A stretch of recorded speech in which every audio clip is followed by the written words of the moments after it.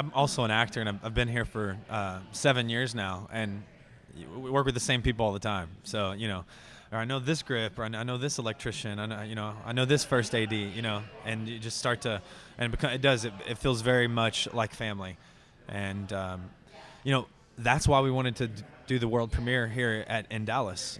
We had other opportunities, but we thought, why not do it in our own backyard? All the crew is from Dallas. 20 of the 30 actors are from Dallas. The filmmakers live in Dallas, and then we're bringing in all the real life people that have characters based on them in the movie from Amarillo, which is a 5-hour car drive. So it just worked out, and we're excited to be here at DIFF. Excited to premiere here and then take it on and show the world.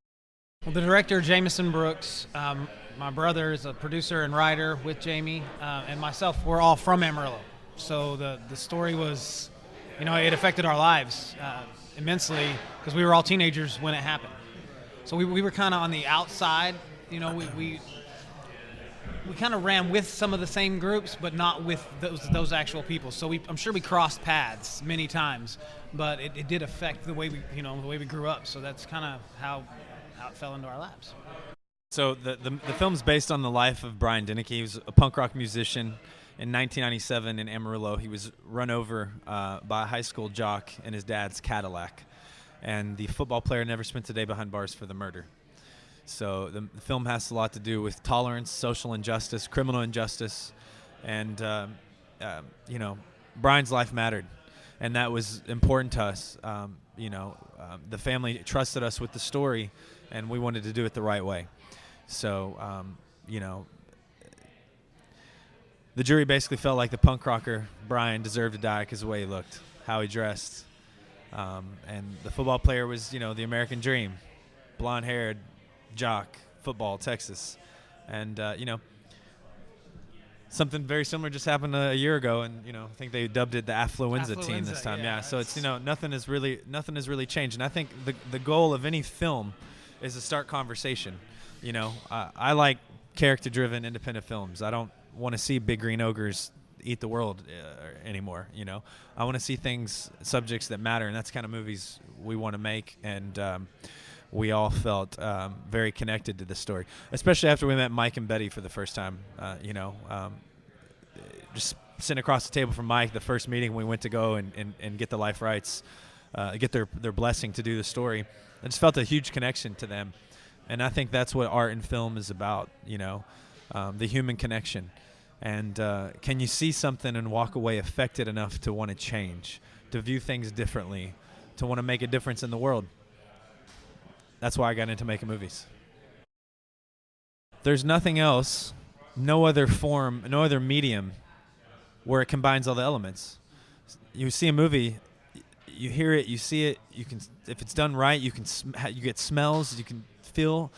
It combines all of it. I mean, when have you ever really cried from a newspaper article or a news story? Rarely. But a film, because you get all the elements. And, Cody and his brother Sheldon did the score on the film. And it's amazing how much that adds to it as well. A good music-driven film with a great score. It really helps, and I think it's one of the strong points of our film. Yeah, we wanted it to control the emotional arc of the film, and we also wanted to keep the score separate from the groups of teenagers. We wanted it to be more emotion-based in the score and kind of almost give the town its own vibe with the music, and not so much each collective group. So each group has their own type of music in it as well, and you'll see that in the film. It's very noticeable. Yeah, so we're talking about the score. What's really cool about the music itself is that most of the music in the film is because it was Brian's favorite bands. The punk rock community they're amazing. None of them wanted any money for the music. Once we told them who we were and what we were doing, anybody in the punk rock community knows the Brian Deneke story. It's, it's a legacy at this point. It's a legacy born of a punk rock tragedy. And they all wanted to get behind it and donate to the cause. Especially, you write them, you tell them, hey, we're doing a movie about this kid that died and you were one of his favorite bands. It's yeah. So we got Filth, Subhumans, Total Chaos, Blatz. Who else? Blank 77. All of his favorite bands. Brian was actually wearing a Filth jacket the night he died, and even the rap music. Because the Jocks.